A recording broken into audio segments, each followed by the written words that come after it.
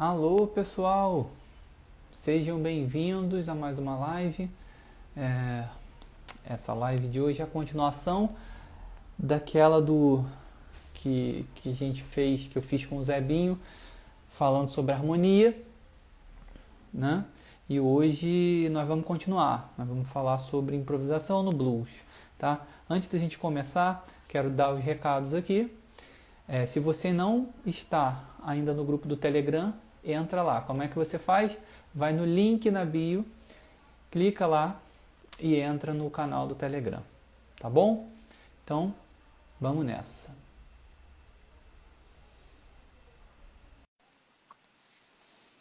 Fazendo aqui a conexão.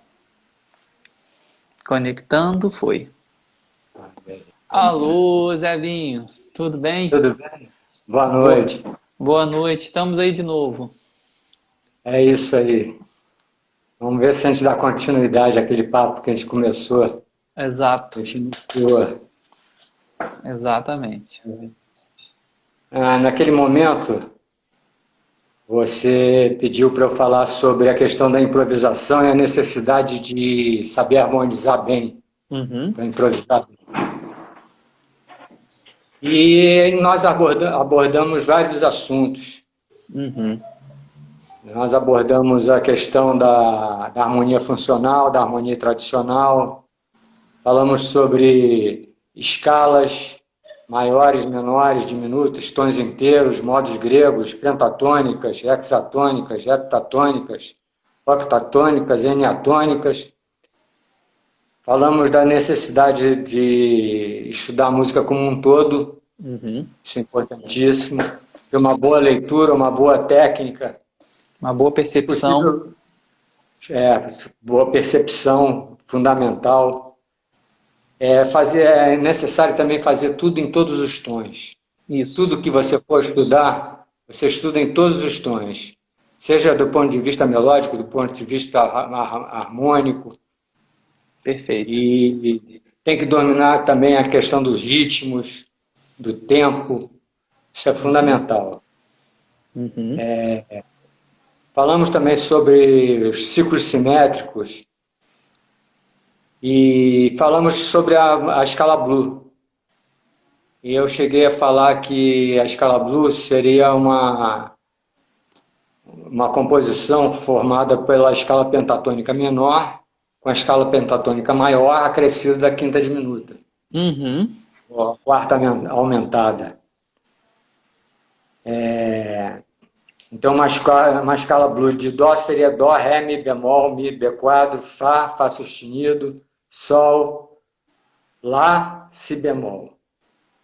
É uma escala de 8 tons. De 9, né? Octatônica. 9 tons, N-atônica. Octatônica. Octatônica, tá legal. De onde surgiu essa escala? Essa escala ela é muito bem descrita do ponto de vista de esclarecimento num livro chamado Jazz e sua influência na cultura americana, do Leroy Jones. Boa. Ele fala sobre como foi que chegou ao jazz. O jazz ele partiu das work songs, as canções de trabalho, que eram entoadas pelos negros durante a labuta. Então, enquanto eles estavam lá nos campos de algodão, lá no sul dos Estados Unidos, trabalhando, eles entoavam lamentos. Esses lamentos eram pentatônicos, e eram no modo menor, com a sétima menor. Evidentemente que não era exatamente o que a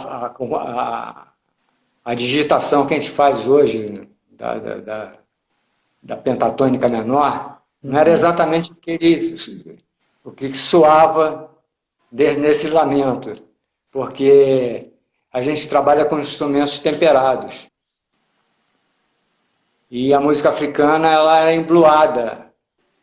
Então eles exploravam comas que certamente não tem nos instrumentos temperados. Mas No temperamento, a pentatônica menor, por exemplo, de Dó seria Dó, Mi bemol, Fá, Sol, Si bemol. Perfeito. Perfeito, né? E falamos sobre a pentatônica maior, que surgiu da influência da cultura europeia, que seria retirado da escala heptatônica. É a Escala heptatônica natural. sem, é a heptatônica sem os semitons, né? Sem os semitons, seria Dó, Ré, Mi, Sol, Lá, e voltaria ao Dó. Então, você juntando essas duas escalas e acrescentando a quinta diminuta, você vai obter a escala Blue. Você até dedilhou alguma coisa que soou Blue usando essa escala no piano.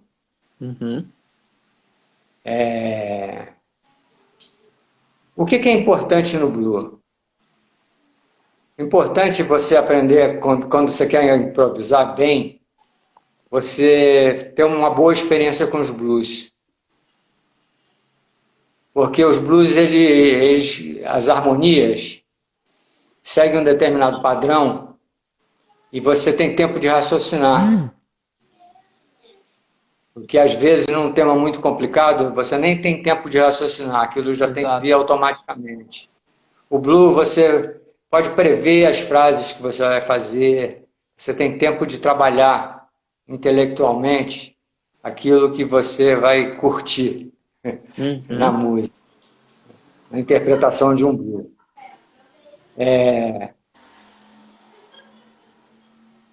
A questão não é só dominar as escalas blues. Dentro das escalas blues, tem vários tipos de escalas. Por exemplo, o modo dórico está incluso numa escala Blue. O modo dórico de Dó maior, faz sentido. em Dó, seria Dó, Ré, Mi bemol, Fá, Sol, Lá, Si bemol. Sol, Lá, Si bemol. Sol, Lá, Si bemol. Né? Então, ela está inserida numa escala Blue.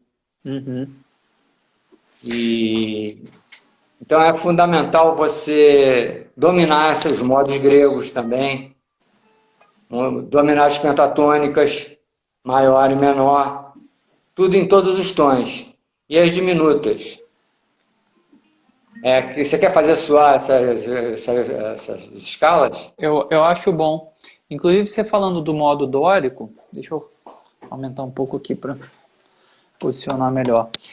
Você falando do modo dórico, eu acho que assim, uma grande influência que as pessoas podem ter sobre o blues é o John Coltrane. O Coltrane é mestre de blues. Se você ouvir fraseado o blues dele, é muito bom. E se você reparar, nos blues menores, ele tende a cair no dórico. É verdade. Ele tende a cair no dórico. Vou até falar sobre isso. Inclusive, também. Por exemplo, aqui, ó, deixa eu só puxar esse negócio aqui, colocar um som aqui que sustenta, peraí. Um Dó menor. Se você toca a pentatônica menor e acrescenta a sexta, quer dizer, o dórico são 7 notas. É uma heptatônica. O blues são tirando a nota blue, pensar na pentatônica. A pentatônica são 5, e aí se eu acrescentar a sexta na pentatônica, eu já tenho 6. Eu tenho praticamente a escala menor, o modo dórico todo soando aqui. Então, ó, pentatônica. Agora eu vou acrescentar a sexta.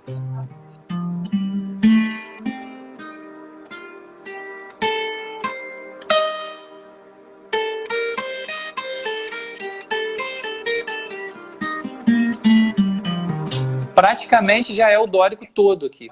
Perfeito, Entendeu? perfeito. Quando eu abordar os blues em menor, eu vou comentar sobre isso de novo. Tá legal. É, Mas aí você disse, você falou que você quer fazer soar essas escalas. Eu acabei te interrompendo. Quais são as escalas que você quer? Pentatônica menor. Pentatônica menor. Eu vou fazer com harmonia para poder contextualizar harmonicamente. Tá ótimo.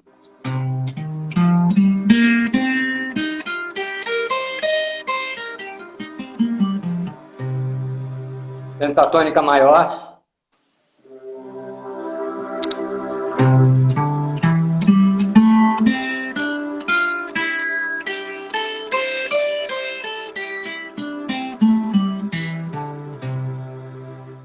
O dórico de dó em dó, que é o modo solível. Não, dórico de si. Terça menor é a sétima menor. Isso, ó.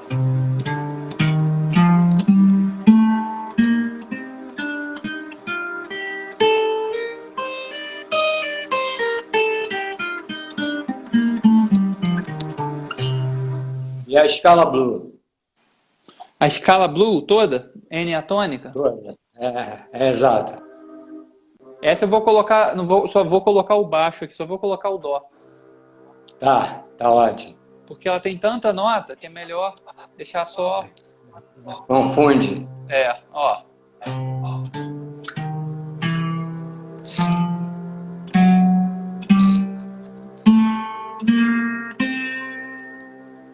Exato. E pode ter também as escalas alteradas. Você pode ter uma escala blue alterada.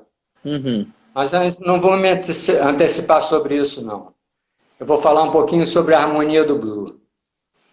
O blue, de um modo geral, é uma música de 12 compassos. É sempre assim? Não. Ela pode ter, por exemplo, The Careless Love Blue, uma música do Hand e do Spencer Williams. É uma música de 16 compassos. Se você ouvir, ela soa como um blue. Mas não é um blue tradicional de 12 compassos. St. Louis Blue também. É uma música que tem 3 partes. Tem uma parte em menor e 2 partes em maior.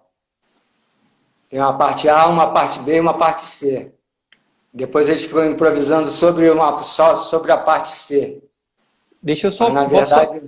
Posso só fazer aqui abrir um parêntese rapidinho. Pessoal que está assistindo ao vivo e pessoal que vai assistir ainda no futuro aí, a gravação.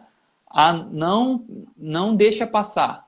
Assiste essa aula com papel, anota os nomes, procura e ouça. Música não é só teoria, a gente fica sempre querendo saber uma escala a mais, uma informação a mais, mas a gente nunca pode esquecer de ouvir. Então, erudição é fundamental para você desenvolver essa habilidade de improvisação. Então, anota tudo e ouça. Então, vamos pensar em 12 barras, como os americanos chamam. 12 compassos. O que é o blue?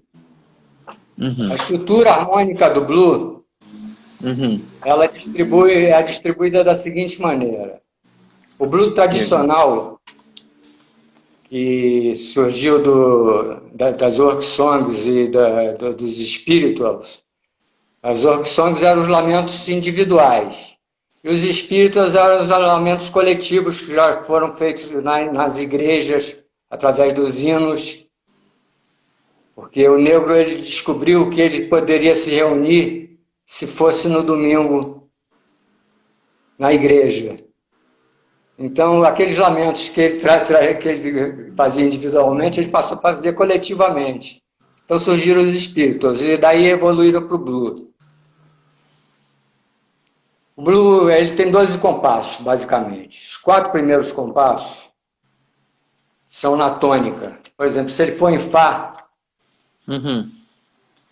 Seriam 4 compassos na tônica, em Fá, seria Fá maior. O quinto e o sexto compasso na subdominante. Então seria em Si bemol. Uhum.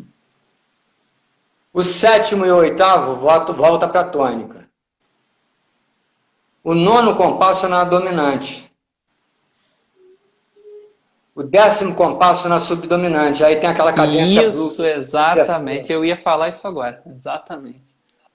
E os 2 últimos compassos voltam para a tônica, sendo que o último compasso pode ter uma dominante para você fazer o retorno, o turnaround. O turnaround, o turn back, como chama. Tanto faz. Uhum. Mas seria você retomar o tema, voltar ao primeiro compasso. Uhum. Quando você fecha o tema, você não usa essa dominante.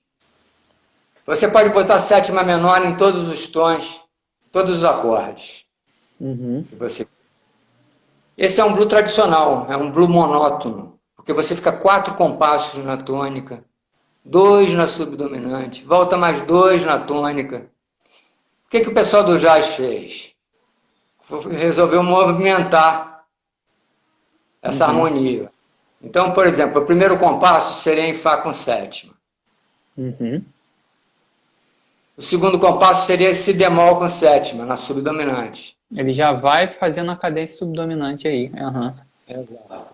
Aí vai voltar para o Fá com sétima no terceiro compasso. O quarto compasso pode ser uma preparação para subdominante, que vai entrar no sexto compasso, no quinto compasso, desculpa. Uhum. Então essa 2/5 seria Dó menor, Fá com sétima e cairia no Si bemol. Uhum. Então no quinto compasso caiu no Si bemol. Era muito comum também no sexto compasso, em vez de continuar no Si bemol, muda o baixo, bota o baixo em Si. Baixo em Si vira um Si diminuto. Uhum. Já tem 6 compassos. No sétimo compasso volta para a tônica. Fá sétima. Aí o que ele faz aqui? Ele faz uma 2/5 para Sol menor. Seria o Lá menor com sétima, o Lá meio diminuto. Ele já está pensando em Sol menor.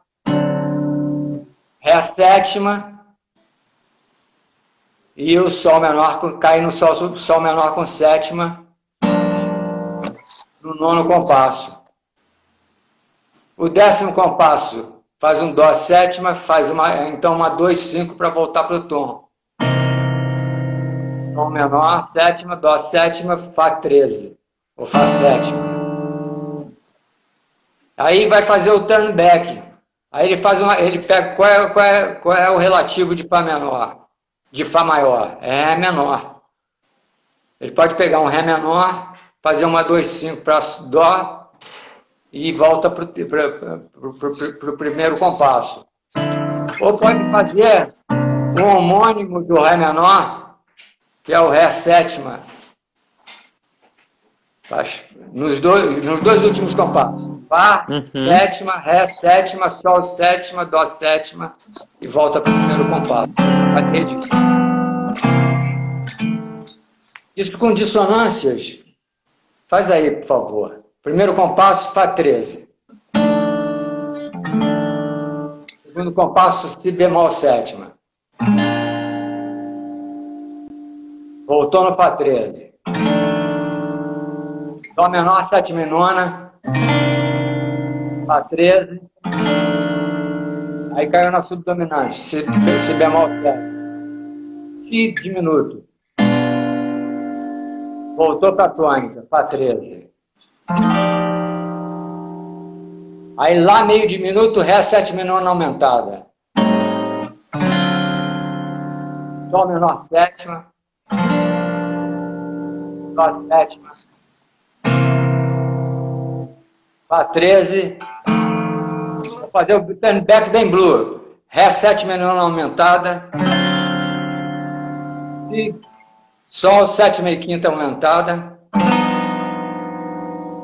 Dó sétima e nona aumentada.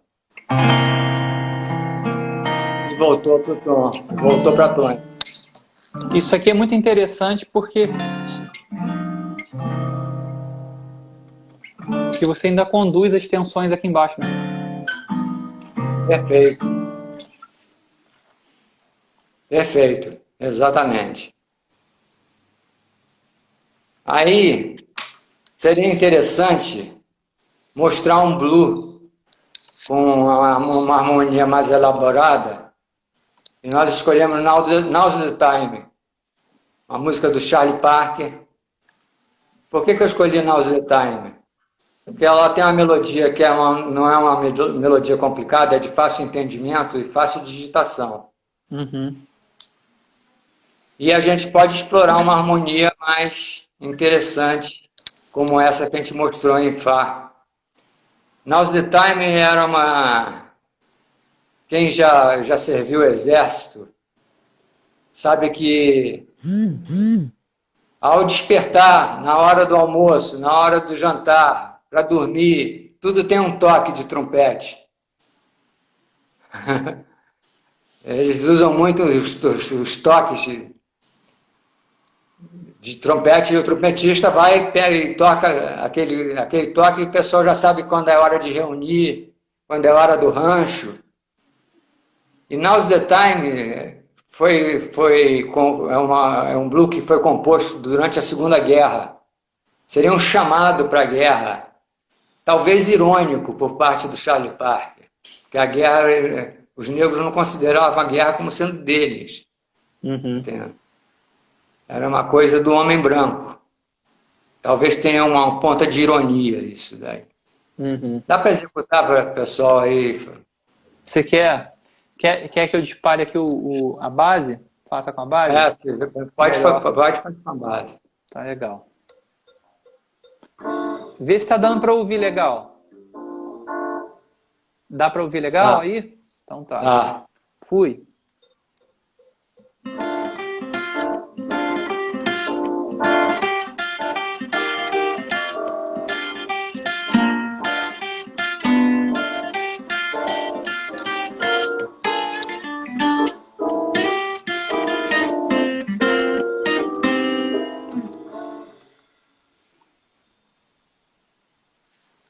Perfeito. Dá para você improvisar nela?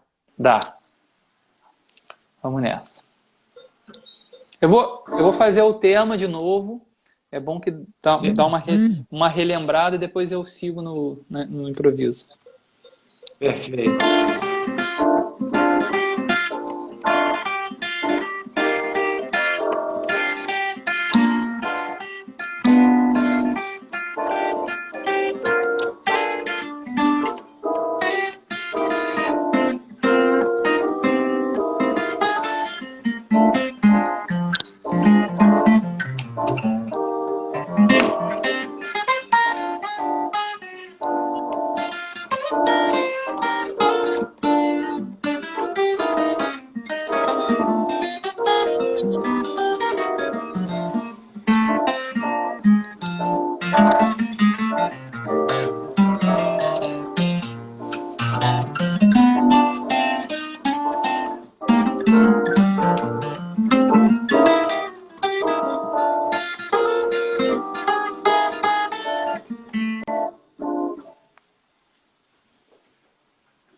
Perfeito. Dá para você dizer o que você pensou quando você improvisou? Bem, vamos lá então.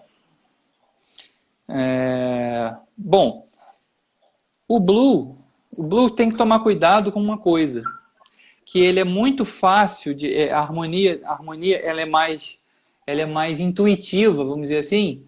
Só que tem um detalhe que pode pegar pode te pegar pelo pé, que é o fato da tônica ter sétima menor. Então, a nossa cabeça é tão diatônica que a gente tende já a resolver e a mão pede já a sétima maior, né? Quando você vai frasear, e aí tem que tomar esse cuidado para não frasear em cima da sétima maior. Então, o que eu penso mais aqui, o que eu penso mais nesses temas de blues é pensar mais no arpejo dos acordes e eu vou enchendo de notas melódicas, bordaduras e apogiaturas. Consequentemente, eu acabo caindo na escala eniatônica. Por exemplo, eu tenho aqui o primeiro grau. Tenho aqui o arpejo do Fá. Eu basicamente só vou pensar nisso. E aí o que eu vou fazer? Eu sei que, por exemplo, aqui é a terça e eu posso transitar pelas notas de bordadura aqui, que estão abaixo e acima da terça. Consequentemente, eu tô variando da terça maior para a terça menor, ou seja, eu estou na escala Blue. E quando eu vou para cima, eu estou na quarta, e às vezes eu ainda aproximo para a quinta, ou seja, eu passo pela Blue Note e chego na quinta. Eu estou na escala Blue o tempo todo, ó.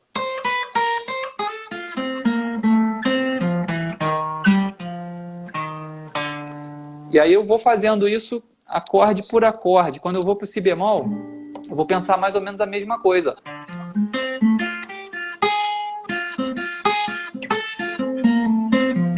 Aí quando entra 2/5 para o Sol menor, aí não tem jeito. Aí eu já penso mais diatonicamente. Eu saio da ideia do blues e penso mais em...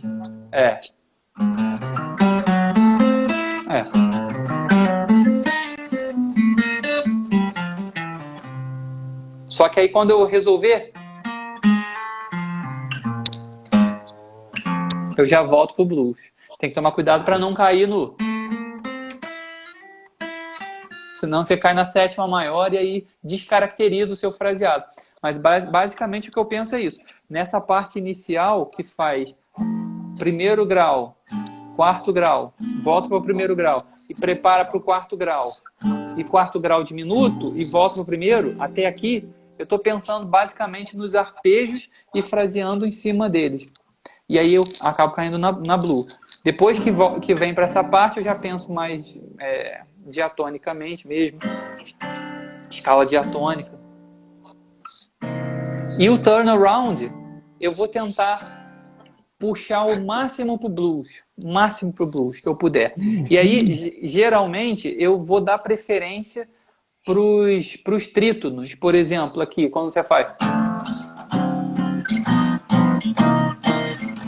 Eu vou frasear. Eu estou fraseando aqui no Sol, no Lá bemol.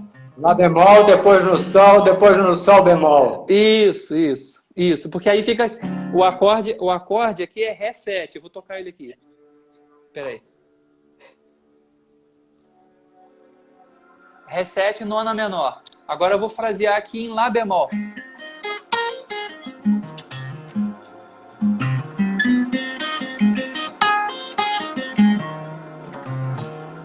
Soa muito blues, né? Soa muito interessante, porque eu vou no trítono. Então eu acabo destacando o trítono do acorde, que é igual o do acorde principal, né? E acabo passando pelas tensões que são características do som blues, que são as tensões nona aumentada, quinta aumentada, etc. É basicamente isso que eu penso. E acrescentar que você tem que estar com isso tudo na cabeça. E o mais interessante é quando você consegue improvisar sem pensar em nada. Isso, esse ponto aí eu queria falar também. Esse ponto pode falar, depois eu vou falar. Nem sempre a gente consegue fazer um improviso inteiro sem pensar em nada. Às vezes, em determinados momentos, a fluência do improviso te leva a não pensar em nada, e você fica só espiritualmente ali. Você deixa de usar a matemática da música para justificar aquilo que você está fazendo. O Myers falava muito sobre isso. Quando perguntava para ele o que ele pensava quando ele tocava, ele falava em nada. Ótimo, né? Que resposta maravilhosa. Muito bom. Mas ele chegou, que o músico chega a um nível, tá entendendo? Que ele abstrai. Essa matemática já está toda no cerebral e ele se entrega à música. Então, isso é fundamental, você estudar até o ponto que você não pensa mais na matemática da música, quando você toca. Sim, Você perfeito, aplica. perfeito, perfeito. Né? É, o blues nem sempre também é em maior, ele pode ser em uma tonalidade menor. Uhum, Por exemplo, o Equinox do John Coltrane é um blues em dó menor. uhum, Ele fica 4 acordes, 4 compassos em dó menor com sétima. Na, a tonalidade é de dó, dó menor com sétima na tônica. 2 compassos na subdominante, fá menor com sétima. Volta o sétimo e o oitavo compassos para dó menor com sétima. Esse nono e 10º compasso pode ser só na dominante, ou pode fazer uma 2/5 para voltar para a tônica. Pode ser um ré menor com sétima, sol uhum. sétima e sol sétima. Ou pode ser ré meio diminuto e sol sétima. Ou pode ser ré com sétima e nona aumentada, por exemplo, e sol sétima e quinta aumentada. Ou você pode fazer 2/5 cromáticas. Uhum. Porque esse ré com sétima, o trítono dele é lá bemol 13. Lá Uhum. bemol com sétima. Então, no nono compasso, ficaria Mi bemol menor com sétima. E aí eu gostaria de colocar esse Mi bemol menor com sétima maior e nona. Dá para fazer no violão, por favor? Aqui, Mi ó. bemol menor com sétima maior e nona. Lá bemol 13. Ré menor sétima com terça dobrada. Sol sétima e quinta aumentada. E vai cair no Dó menor, sétima menor. Aí pode fazer uma dominante ou uma 2/5 para voltar para Dó menor. Pode Agora, fazer. esse Mi bemol Ou. menor com sétima maior, Uhum. esse Mi bemol menor com sétima maior é interessante. Fala um pouco mais sobre esse acorde. Esse acorde, na verdade, é o próprio Lá bemol 13. Eita, é verdade. É o próprio Lá bemol 13 com 11ª aumentada e quinta e terça omitida. Uhum. Uhum. Então ele funciona Perfeito. como uma 2/5, mas na verdade ele funciona como uma antecipação, uma suspensão que vai resolver no Lá bemol 13. Uhum. Mas na verdade ele já é o Lá bemol 13, onde não aparece a terça. Sim, sim. Então é uma 2/5 que não é a 2/5. Aham. Perfeito. É um acorde Então só. aparecem duas 2/5 cromáticas para voltar para o tom. É Diga. pluralidade dos acordes, ou são acordes intercambiáveis, né? Esse acorde, ele também, o menor sexta também funciona Também funciona. como substituto para esse. E É aí verdade. o menor sexta é uma inversão de um acorde meio diminuto, ou seja, Dó meio diminuto Certíssimo. É o próprio. é o próprio Mi bemol menor sexta, que se pode ser substituto do Mi bemol menor com sétima maior e nona, então Dó meio diminuto também funciona como substituição de Lá bemol 7. Perfeito. Outra opção também é o Ré 7, né, alterado, que é o trítono desse aqui. Então só que a gente já tem 1, 2, 3, 4, mas você ainda tem mais opções. Por exemplo, esse acorde aqui, que é o relativo de Mi bemol menor sexta, que é o Sol bemol com sétima maior e quinta aumentada. Também funciona, ó. É o mesmo acorde. Então, os 4 primeiros compassos, você pode frasear na escala de Dó menor, primitiva,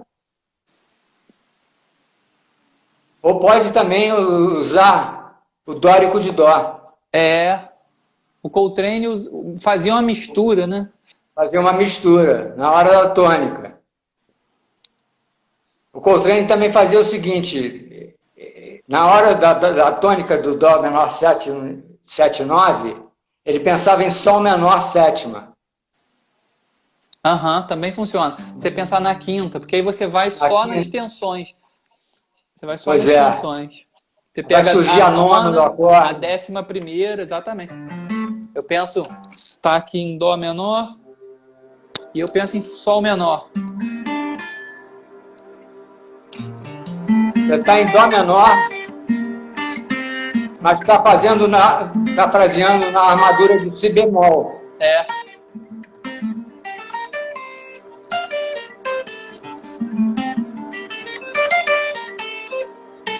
Aí quando cair no Fá menor, sétima, aí volta para a escala primitiva. Vai aparecer o Lá bemol. Porque o Fá é menor. É.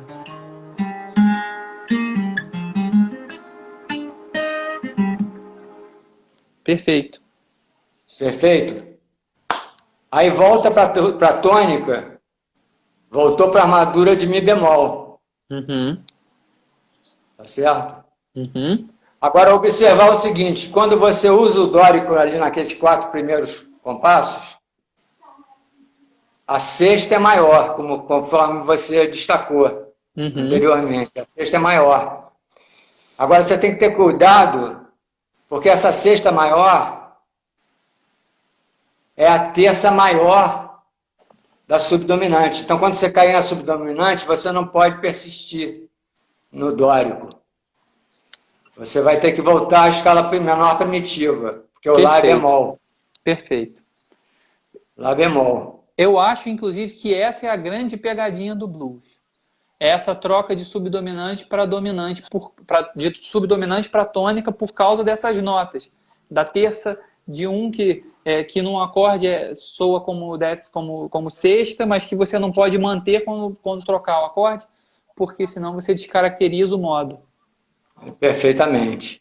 E outra coisa que você tem que ter atenção é que quando você está no Fá menor sétima, na subdominante, você pode também pensar na dominante dele, que é a Dó menor sétima. Como você pensou na tônica, você pensou na dominante, Sol menor sétima. Na hora do Fá menor sétima, você pode pensar em Dó menor sétima. Aí você entrou na armadura de Mi bemol. Então, na hora do Dó menor sétima, você está na armadura de Si bemol. Si bemol. Coltrane. E na hora da subdominante, ele está na armadura de Mi bemol. Perfeito. Perfeito? Aí os últimos 4 compassos é que o bicho pega. É que o bicho pega, exatamente. Agora também tem o seguinte, no 4º compasso, antes de você entrar na subdominante, você pode fazer uma 2-5. Pode. Essa soa muito bem. Soa bem. O Sol menor sétima, no fraseado, né? O Sol menor sétima. Aí vai ser interessante que você vai estar com um acorde menor e vai aparecer a terça maior. Isso, não precisa, exatamente, não precisa. A harmonia está fazendo. Você pode sobrepor estruturas. Exatamente. Mesmo se a harmonia continua no Dó menor, você pode, no teu solo, sobrepor uma estrutura, porque é temporário, é tão temporário. E esse desconforto é, por exemplo, o que o Spassobin, que é um teórico russo, ele dizia que era conflito de funções. Mas esse conflito de funções, quando ele é proposital e temporário, e logo em seguida ele resolve, ele alivia essa tensão, é interessante. Interessante. Inclusive porque a terça maior do Dó, que é o Mi, vai ser sensível do Fá menor sétima que você vai entrar. Exatamente. Então, nesse momento, você pode usar também a escala harmônica. Sim. E a escala melódica. E a escala melódica, menor melódica. É só procurar no Coltrane. Tem a sexta maior e a sétima maior. É só procurar no Coltrane que ele usa a sétima maior no acorde menor. Ele usa. Interessante, né? Muito. Muito. E soa como uma surpresa, porque a gente está tão habituado a ouvir a sétima menor no blues, tanto no acorde maior quanto no menor, que quando você coloca a sétima maior, mormente no acorde menor, é uma surpresa interessante. Perfeito. Deu para entender, né, cara? Que no quarto compasso você faz uma 2/5 Você vem aqui, para ó. Fá menor. Você vem aqui.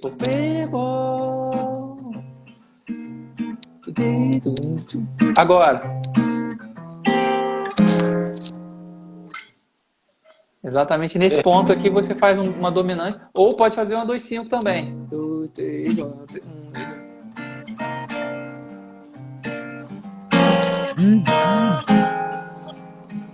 Pode fazer um Sol menor sétima, Sol bemol maior com sétima,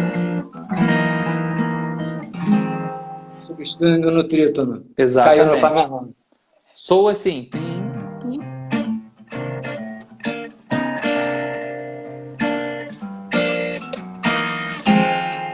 Soa muito bem esse, né? Soa muito bem. Muito bem, muito bem. Muito bem.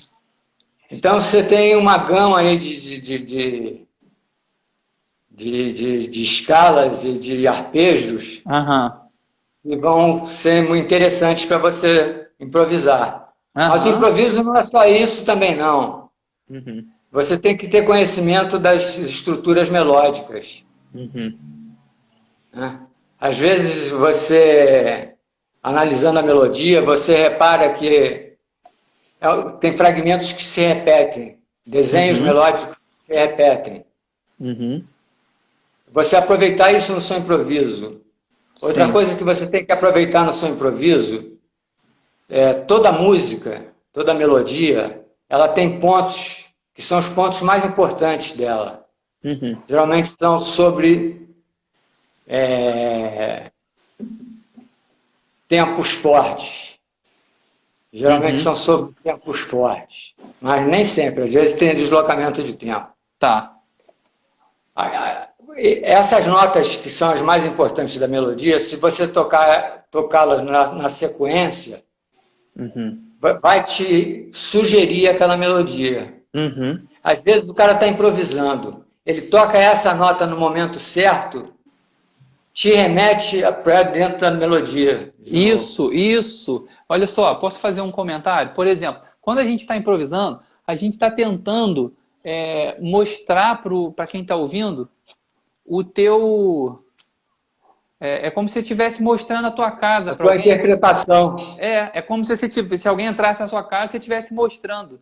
Por exemplo, eu vou vender a minha casa, aí vem alguém querendo comprar, eu quero valorizar o que tem de bom na casa. Então eu vou falar assim, olha só, presta atenção aqui nessa vista, que a sacada dá para esse matagal que é bonito, não sei o quê. Aqui é super arejado, pega sol ali atrás. Então você está destacando as coisas importantes que tem na casa. Entendeu? E você pode fazer a mesma coisa com o teu improviso. Aí você pega a melodia principal e vê o que tem. Por exemplo, num determinado trecho da melodia, ele tem um cromatismo interessante. Você pode destacar esse cromatismo e você pode valorizar ele no teu solo. Você pode, naquele momento, não fazer o cromatismo exatamente como é na melodia, mas você pode sugerir aquele cromatismo para poder... né? Para você poder valorizar o que tem de bom na melodia que você está entregando. Olha só como essa melodia é interessante. Você já parou para pensar, para prestar atenção nesse detalhe aqui? Já parou para prestar atenção nesse intervalo? Já parou para prestar atenção como que ele repete, como que ele desenvolve esse trecho de sextas, que vai toda a vida até o final do trecho? Então, esse tipo de coisa é interessante a gente prestar atenção na hora do improviso. Senão a gente fica só na relação escala-acorde, e não cria nada interessante. Às vezes está tudo certo dentro da lógica, né, dos acordes. Eu não tenho o que dizer de alguém que improvisa perfeitamente dentro das escalas. Eu, inclusive, tenho certa dificuldade em alguns momentos e o meu ouvido acaba me conduzindo, né? Quem tem essa habilidade de não errar nenhuma nota é um negócio, né, impressionante. Mas a gente tem que tomar cuidado para não ficar monótono o solo porque você só está preocupado com a relação entre os acordes e as escalas, né? E se esquece de destacar esses detalhes na melodia. Pois é. Para torná-la interessante.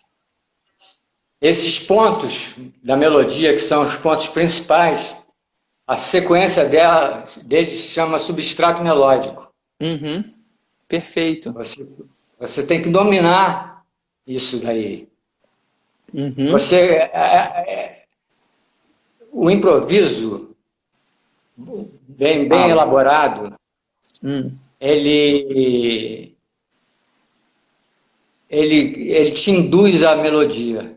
Uhum. É uma forma de interpretação também. Uhum. E ele tem uma dinâmica, que é uma dinâmica que o pessoal chama de contar uma história. Isso. Na verdade, ele te leva, do ponto de vista até espiritual, a uma grande viagem. Uhum. Perfeito. Entendendo? É por isso que a música atrai tanto as pessoas. É verdade. E o improviso, então, é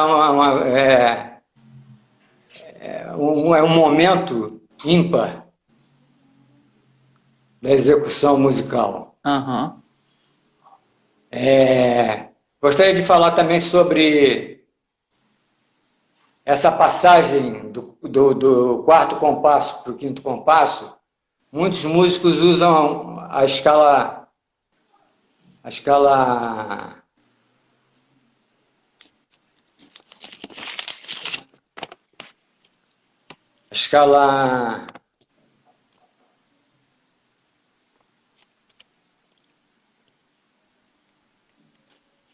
não é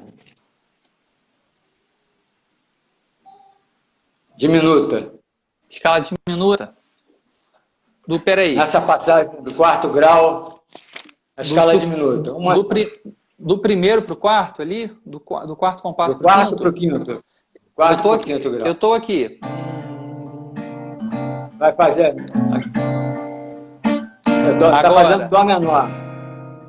Aí faz uma escala diminuta para cair no Fá menor.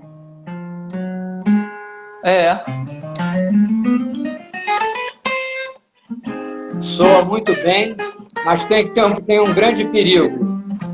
Que a escala diminuta ela tem uma simetria tão grande que às vezes o cara entra na escala diminuta e não consegue resolver.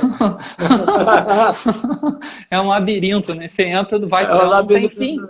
Não tem fim. Aí, então, soa muito bem, mas o cara tem que saber resolver, porque senão ele se perde.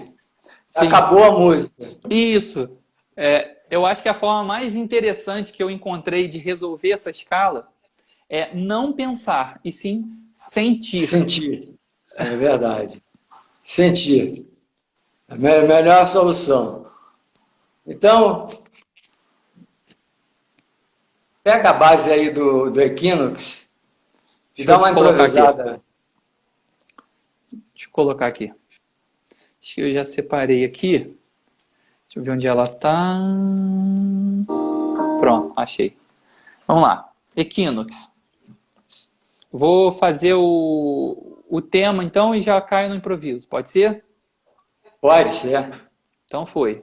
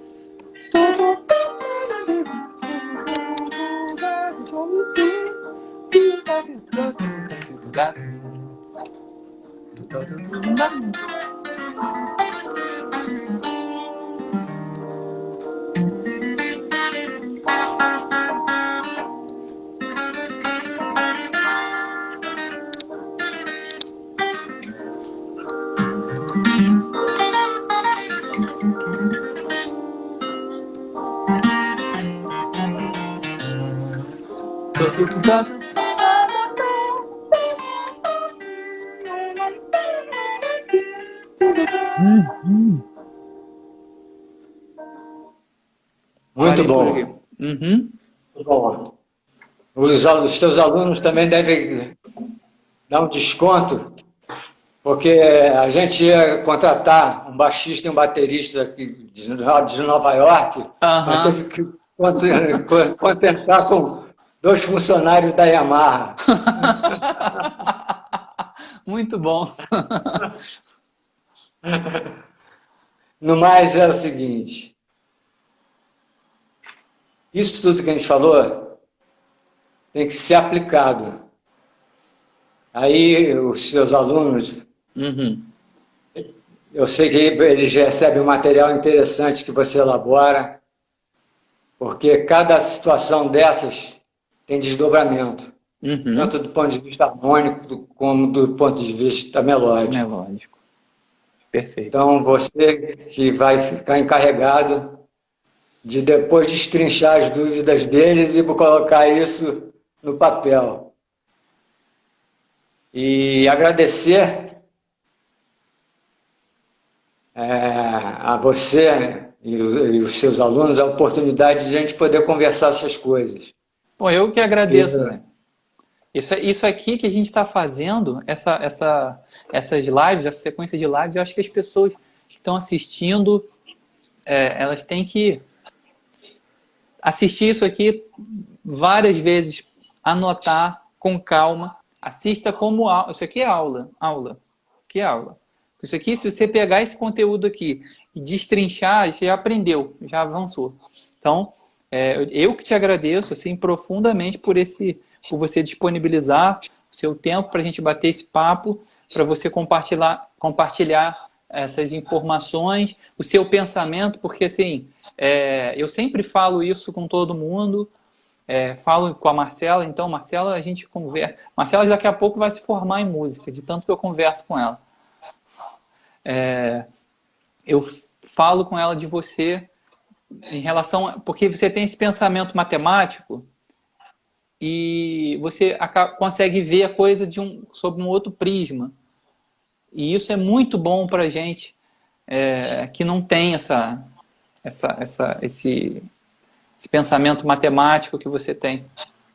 Até por conta da tua experiência também com a matemática. Então, é muito interessante. Por exemplo, aquele papo que a gente falou na semana passada dos ciclos simétricos. Nossa, aquilo ali é ouro. Né? Aquilo ali é ouro. Porque quando você pensa em improvisação, eu acho que você tem que pensar harmonia. E quando você está falando de harmonia, acho que a função mais complicada de lidar com ela é a dominante, né? Porque ela tem muitas possibilidades. É verdade. E quando você falou daquilo, aquilo ali abre um leque gigante para você pensar não só a resolução da dominante, mas também a possibilidade da modulação, a possibilidade de romper com a tonalidade e partir para uma nova tonalidade. É muito interessante pensar a modulação daquele ponto de vista ali. E eu queria aproveitar e fazer também aqui uma colocação que a gente falou muitas coisas interessantes, mas chegou um ponto que a gente tocou num assunto que você falou do Miles, que eu achei super interessante aquilo que você falou, que como é que é a história mesmo, que ele dizia que perguntaram para ele o que ele pensava para improvisar, e ele dizia que não pensava em nada.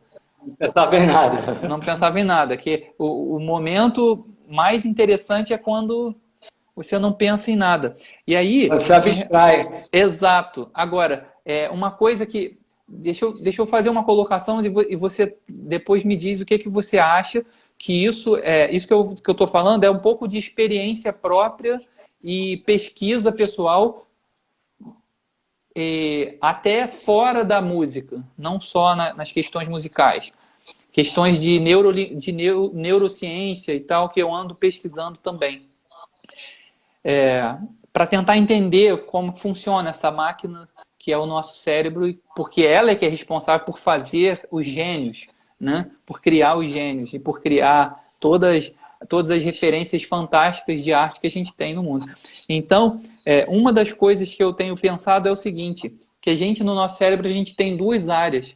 A gente tem a área do consciente e a área do inconsciente. E se você pensar num iceberg, é mais ou menos isso. A parte que fica para o lado de fora, a gente sabe que o iceberg, a parte que fica para o lado de fora é infinitamente menor do que a parte que está submersa, né? E na nossa mente, a parte destinada ao consciente seria essa parte de cima. E essa parte submersa, que é maior, é o inconsciente. Ou seja, o nosso inconsciente é muito maior do que o consciente. E quando Miles dizia isso, que o bom era quando ele não estava pensando, é porque ele conseguiu passar, isso é um ponto de vista meu, ele conseguiu passar as informações, todas essas informações que a gente falou aqui, e que a gente ainda vai falar, ele conseguiu passar do consciente para o inconsciente. E quando você faz isso, a coisa fica automática, né? Toda habilidade que você repete infinitas vezes, você consegue passar do consciente para o inconsciente. Um exemplo, a pessoa está começando a aprender a dirigir. No início, ela fica preocupada, porque todos os movimentos estão ainda no consciente. Ela precisa pensar sobre cada passo que ela vai dar. E mesmo assim, às vezes, ela se enrola, porque são tantas coisas que tem que fazer que ela se atrapalha. Agora, você vai praticando, repetindo várias vezes, todos os dias. O que acontece? Você viaja daqui para São Paulo e nem lembra direito por onde você passou e vai daqui para lá conversando enquanto opera a máquina. Ou seja, aquela atividade já está no seu inconsciente. Inclusive, quando você está dirigindo e passa um cachorro na sua frente, automaticamente o seu pé vai no freio e você nem pensou, preciso frear. É automático. Exatamente. Você não controla mais. Ou seja, quando a gente conseguir passar, quando a pessoa conseguir passar essas informações todas de harmonia, de escalas, de relações, fraseados e tal, passar do consciente para o inconsciente, aí a coisa começa a ficar muito mais interessante e talvez a gente caia nesse nível do Miles. Não no nível dele, porque ele é um gênio, mas num nível capaz de improvisar sem se preocupar tanto. E aí você se torna espectador de você mesmo, porque você não está mais pensando, você está só curtindo, você está só fazendo a coisa acontecer. E essa é uma das propostas do Música Consciente, que é o método que eu desenvolvi baseado nessa coisa toda. Não só de escalas e arpejos e conhecimento de tudo isso, mas também de associar a música com a neurociência e os exercícios propostos por eles para internalizar e transferir as habilidades do consciente para o inconsciente, aplicando isso na área da música. Essa é a proposta do Música Consciente, do meu método de improvisação, que com os exercícios ao longo do tempo, obviamente eu não tenho bola de cristal, não posso prometer milagre para ninguém, né? Se eu pudesse prometer improviso, daqui a uma semana eu estaria bilionário. Mas ao longo do tempo, e de muita dedicação e persistência e repetição, eu já estou convicto de que a pessoa vai começar a improvisar com mais naturalidade, mais fluência, porque aquilo já começa a ficar à parte. É um conhecimento que já está no inconsciente dela. E aí é que a coisa começa a ficar interessante. É muito interessante também o aspecto que você explora quando você dá aula é a questão da percepção. Percepção. A percepção, eu acho que ela é um grande tripé. Acho que é uma parte do tripé, né? É improvisação, percepção e harmonia. Perfeito. E, inclusive, você tem experimentado isso com meu neto. Exato, com crianças, né? Com crianças. E, aliás, hoje foi um dia muito feliz para mim, de muita felicidade, porque o meu neto participou do show de talentos da escola dele Que legal. e tocou uma música do Cartola, rapaz. Ele tem 9 anos. Ele tem 9 anos. Tem 9 anos. Tocou uma música do Cartola. Agora a gente precisa dizer como que ele tocou essa música, né? Ele tocou essa música do Cartola no piano, harmonizando e fazendo a melodia ao mesmo tempo. Pois é, e cantou. E cantou. Ele fez afinado. Afinado. E Isso é importante. É interessante que eu falo na aula, assim, por exemplo, que intervalo é esse? Ele fala, marmela, e já sabe o intervalo. Independente de oitavas, eu faço intervalo de 3 oitavas de distância e ele está ouvindo tudo, ou seja, o caminho desse método é levar a pessoa para fluência e naturalidade mesmo, de falar a música, a língua da música como se fosse realmente uma língua, né? E se você fala essa língua fluente, acabou, você entende tudo. O cara falou, claro, né? Se chegar alguém aqui agora e abrir essa porta e interferir na nossa conversa e disser alguma coisa, eu não tenho como não ouvir. A menos que se ele falar em javanês, mas se ele falar em português, eu não tenho como bloquear o meu ouvido para português. É impossível. Eu vou compreender o que ele vai falar, querendo ou não. E quando a gente chega nesse nível de fluência na música, você não tem mais como não ouvir, sabe? Você vai, se tocar a campainha, o barulho do elevador, você vai relacionar, você vai fazer a relação dos intervalos e vai saber qual é. E quando você está tocando, isso começa a ficar gostoso, porque você não precisa ficar mais naquela tensão de pensar, né? É muito interessante isso. É verdade. Desenvolver a percepção musical é fundamental. É fundamental. Inclusive, só para fechar, naquele Now It's the Time, eu me guio também pela percepção, porque eu sei onde os acordes soam. Então, por exemplo, eu já sei, ó,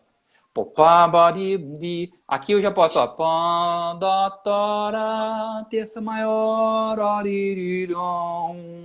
taro terorarati de tororerore doriro tirariro de tem den dan dan da di di di tu don di don de no di da da da da da ti da i de da i da ta ta dum ti tu do de to. Quer dizer, eu consigo cantar o meu improviso porque eu sei onde eu tô.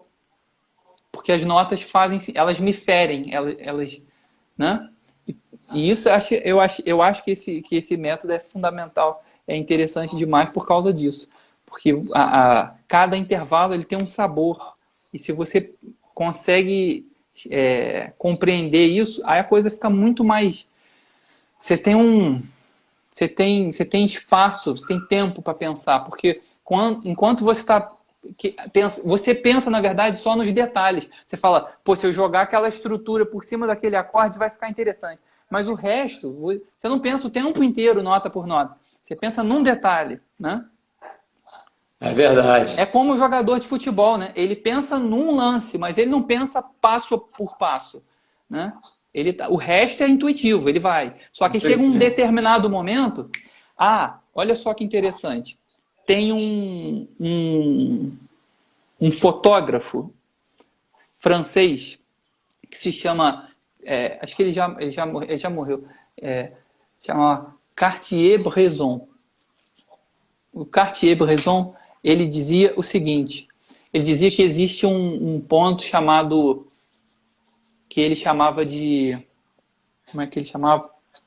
Instante eu não sei se era instante ou momento, não sei a tradução direito agora. Vou chamar de instante. Instante decisivo.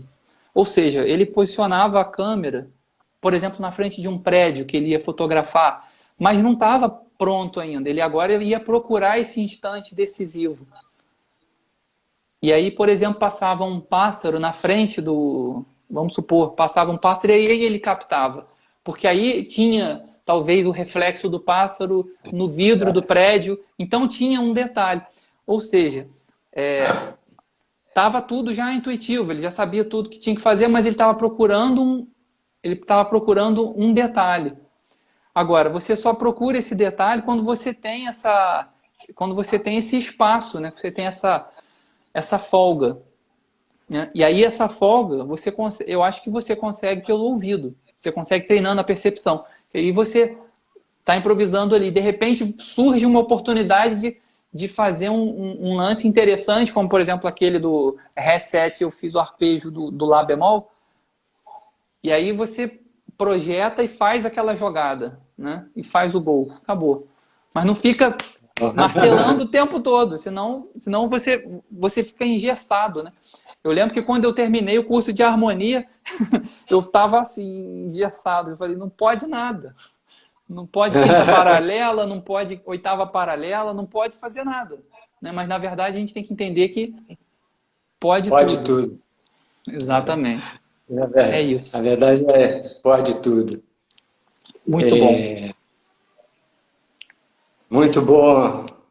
E o pessoal que vai improvisar, que gosta de improvisação e que está querendo improvisar, é necessário absorver todos os conhecimentos que se apresentarem para ele. Exato. Não abrir mão disso. Uhum. Tem que ter muita curiosidade. Muita. E muita disciplina para poder experimentar e reexperimentar e ver e rever todo o conhecimento que ele quer absorver. Exato. Perfeito. Zebinho, então, muito obrigado. Toquem muitos blues, que é o caminho. Exatamente. Toca uns 30, pronto, que você já vai estar familiarizado com sonoridade. Os blues é um universo bem grande, porque tem desde blues tradicionais com harmonias... Como aquela citada no início por você.